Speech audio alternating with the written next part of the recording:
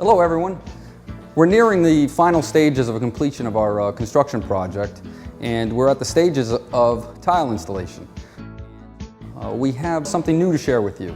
I don't want to talk to you about the typical details that most of us are all familiar with, but what we believe is new and improved. So I'd like to show you. Hey Brandon, how are you? Hey Sal, what's going on? Brandon's our tile contractor. He's from Classic Tile Surfaces. This is the first phase of what we're going to see over the other two bathrooms that we're going to look at. And what we're looking at here is the rough framing. Typically we put Durarock over our framing. We're doing something a little different. For durability reasons, we prefer not to use caulk, but grout is rigid and inflexible and tends to develop cracks wherever two walls intersect each other on different planes. Our purpose in this detail is to eliminate our issues with cracking completely. Now we have a durable installation without the use of caulk altogether. What we have here is a little bit different preparation to our shower pans than what most people are used to. What you're going to see here is there's a notch in our 2x4 stud here. And there's a reason for our notch. We're going to end up filling this with cement. And we're going to end up unifying these cheek walls with our floor. And it's going to be embedded in our wire lath here. That wire lath will make this corner rigid and strong. Why are we doing this? What we want to do is prevent our grout joints from cracking, a very typical problem that we see. We're also doing the same thing here in our corners.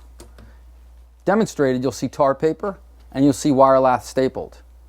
The tar paper has a function, it's a very specific function. It's to decouple the thin set that we're going to apply to the wire lath before we put our Durarock. We don't want the thin set or Durarock to stick to our 1/2 inch plywood.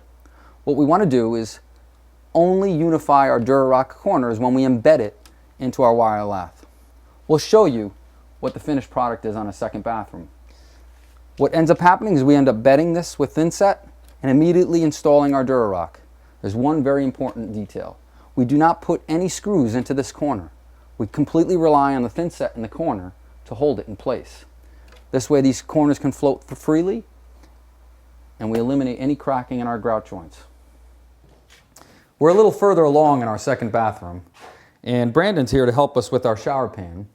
If you noticed down in our first bathroom, in our rough framing stage, we had a notch in our framing. Brandon now has prepared this pan, prepped it up, and we have concrete that now fills that notch. This is making that pan one piece. And Brandon, I want you to explain to us something about this piece of blue stuff sticking up through this pan. Okay, well what we have here is a little change up from a traditional shower pan.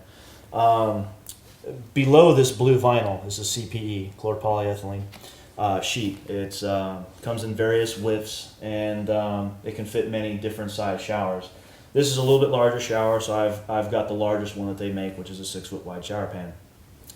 Below the shower pan is a layer of concrete called a pre-slope, which the pre-slope allows any water that penetrates the upper portion of this cement to hit this shower pan and flow through the mud down to the weep holes in the drain.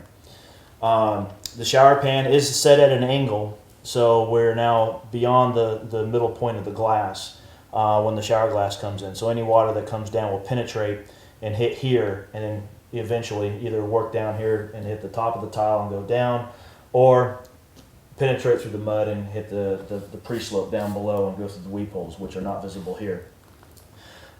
This is a solid piece of concrete. It has a wire mesh or a wire lath throughout. It goes up the wall here.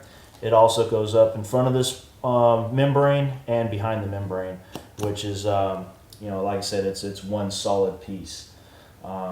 Something that's not done traditionally anymore, but hopefully with this system it'll change that. Well, thanks Brandon. What we're going to do is we're going to move into our next bathroom and we're going to show you what our next stage of production is. We're ready to apply Durarock to this shower. We're going to apply thin set up against the corners of the shower pan, and we're going to embed that Durarock into that wet thin set. It really makes it all one piece. We're going to do the same thing with our corners. So why don't you come along and take a look at our other shower. We're in our third shower. This is the final stages prior to applying our tiles. We've got our wallboard up. We've got our fiberglass mesh tape in. It's thin set in. If you look down, you notice that our Durarock is slightly short of the shower pan. We don't want it to sit in our shower pan. It's very important because we don't want water to wick up into our walls. That Durarock is embedded into our thin set as I demonstrated before. We have one last thing to do. We got to apply our fiberglass mesh tape into our corners. And Brandon's going to show us how it's done. Hey, son. What we got here is alkali resistant fiberglass tape. And thin set is it's a little corrosive, and the traditional tapes aren't very conducive to using in cement board and cement areas. So what we do is we apply this. It's self-adhesive, and you just kind of roll it into the corner, tuck it in place, and what we're doing here is we're getting a unitary joint and a little stronger joint. Even though we're rigid in the back, we still want to make sure that what we put on the front is nice and secure. And then what we do after that is we embed modified thin set over the top of this tape, so it essentially looks like this, and you can see a little bit of the tape within the thin set, and it's a nice smooth surface. Like any kind of wall board, it has an edge, and the edge is chamfered, which means that it's recessed in when you butt two sheets together, which allows for a tight joint. There's a slight space in between the two boards, and what that does is that thin set's pushed in there, and the joint is a solid unit. So this whole shower with the system that we're doing right now is basically a lot more rigid and more secure.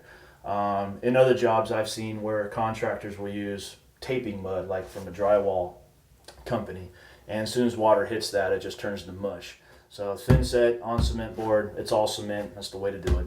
That's pretty much it. Brandon, let me ask you something. How come we don't put screws all the way into the corners? Why do we stay off? If you notice, we don't have screws all the way in this corner. Why is that? Well, these screws are held back because the lath wire is right about here, and we wanted to have a unitary corner.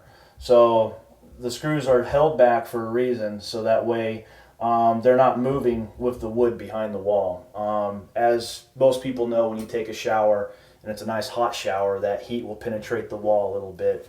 And if you have more than one person taking a shower in a day, that heat kind of builds, and you get the thermal expansion stuff.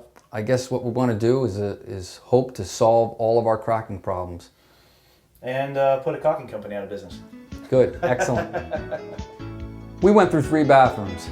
We talked about all the different details on putting together corners and shower pans. It's very different than what's conventional. Why do we want to go through all this trouble to do this? We want showers that don't crack. We don't want tiles to separate from their grout. If we take a little extra effort, a little bit more time, a little bit more care, detail it properly, good craftsmanship, and patience, I think that it'll be well worth time spent. If you'd like more information, please feel free to email me.